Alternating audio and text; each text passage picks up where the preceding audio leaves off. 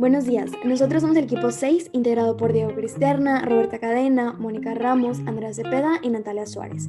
Y el día de hoy vamos a presentar nuestro proyecto de diseño de un mueble sustentable.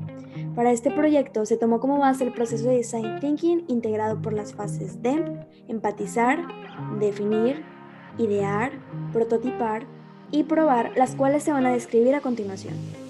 En la primera fase de empatía se realizaron entrevistas a 5 personas de la tercera edad, a partir de las cuales pudimos obtener conclusiones sobre las necesidades del mercado.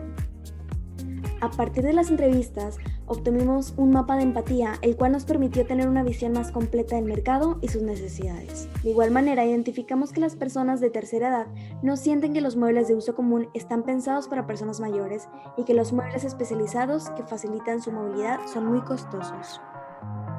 Siguiendo con el curso de las fases de Design Thinking, en la segunda fase de definición se estableció el problema a partir de la información obtenida en la fase anterior. La definición del problema identificado consiste en que las personas de la tercera edad necesitan facilitar sus actividades del día a día, ya que conforme incrementa la edad, la fuerza y flexibilidad de los ligamentos decrementa y requieren de un apoyo externo al realizar dichas actividades.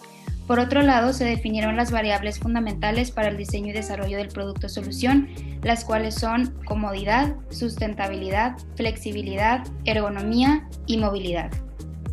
En la siguiente fase de ideación se llevó a cabo la generación de ideas para el diseño de prototipos. Los procesos de ideación utilizados fueron lluvia de ideas, la técnica PNI por positivo, negativo e interesante, la cual es una técnica de calificación de ideas, y la técnica de matriz morfológica, la cual permite identificar los parámetros más importantes para el diseño del producto y sus variaciones.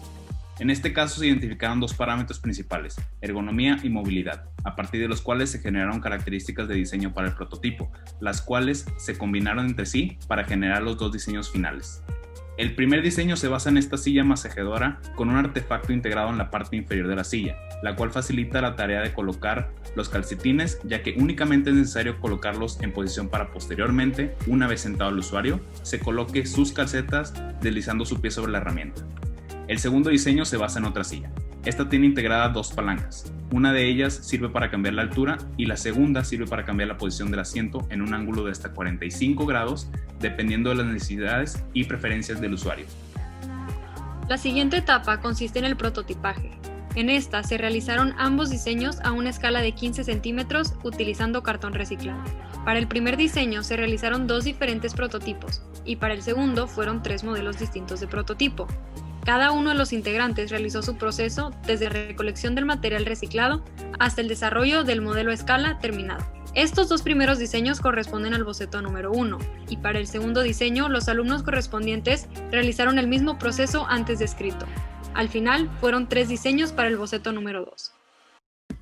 Una vez terminada la fase de prototipaje, se realizó la fase de pruebas.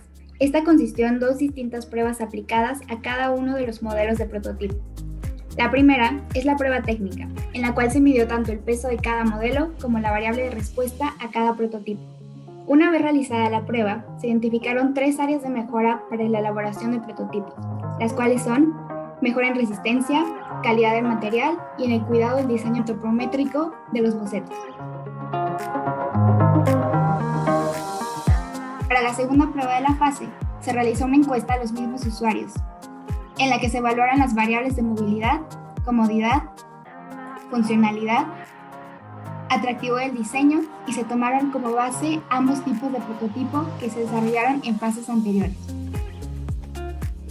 Para la prueba se utilizó la escala de Likert y se evaluó cada concepto en un rango de 1 a 7.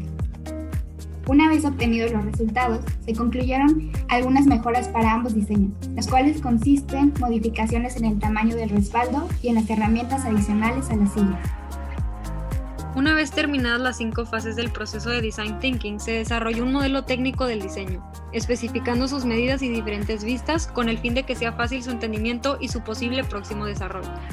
El boceto técnico contiene las dimensiones de todas las partes de ambas sillas con las modificaciones derivadas de los análisis en la fase de pruebas.